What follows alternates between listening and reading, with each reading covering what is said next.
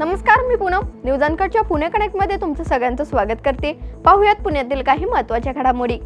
महाराष्ट्राचे कुलदैवत असलेले जेजुरीचे खंडोबा मंदिरामध्ये आज नवीन फुटलेल्या चैत्र पालवीची त्याचबरोबर फळं आणि फुलांची आकर्षण सजावट करण्यात आली आहे। चैत्र शुद्ध चतुर्दशी निमित्त दरवर्षी ही आरस मंदिरामध्ये केली जाते।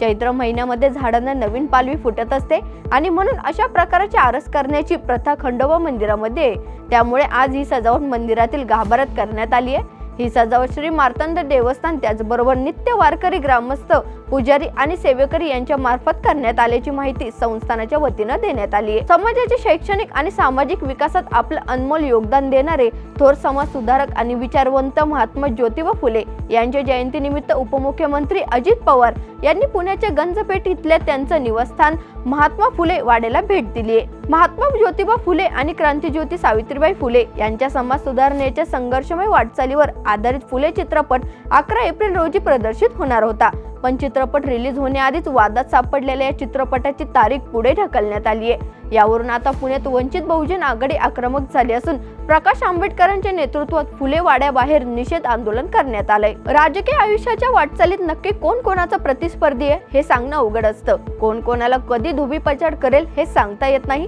कुस्तीप्रमाणेच राजकारणातही डावपेच आणि डाव प्रतिडाव सुरू असतात, असं विधान राज्याचे माजी उपमुख्यमंत्री छगन भुजबळ यांनी केलंय। पुण्यातील दीनानाथ रुग्णालयात गर्भवतीला पैशाअभावी उपचार नाकारल्याची घटना ताजी असतानाच लवळे येथील एका रुग्णालयातील डॉक्टरांनी महिलेच्या उपचारासाठी 20,000 रुपये घेतल्याचा प्रकार समोर आलाय। या प्रकरणी रुग्णालयातील डॉक्टर विरोधात दिलीप लाकप्पा शिवशरण यांनी बावधन पोलीस ठाण्यात फिर्याद दिली आहे। पिंपरी चिंचवड महापालिकेने त्यांच्या कार्यक्षेत्रातील सर्व खासगी रुग्णालयांना रुग्णसेवेला प्राधान्य देण्याचं आणि आगाऊ पैसे भरून किंवा प्रवेश प्रक्रियेसाठी विलंब न करता उपचार देण्याचे निर्देश दिलेत।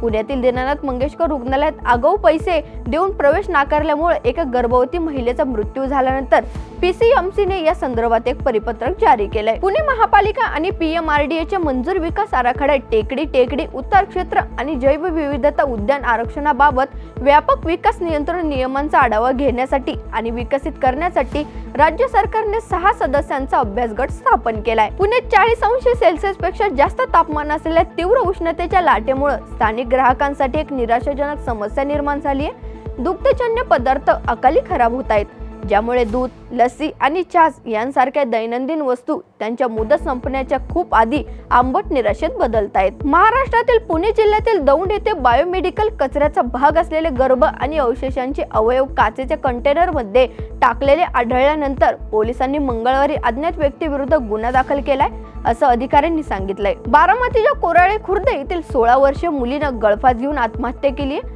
अंकिता कडाळे असं आत्महत्या केलेल्या मुलीचं नाव आहे। काही तरुणांकडून या तरुणीचा मानसिक त्रास दिला जात असल्याची माहिती तिच्या कुटुंबियांनी दिली आहे। विशाल गावडे आणि प्रवीण गावडे असं तरुणाचं नाव आहे।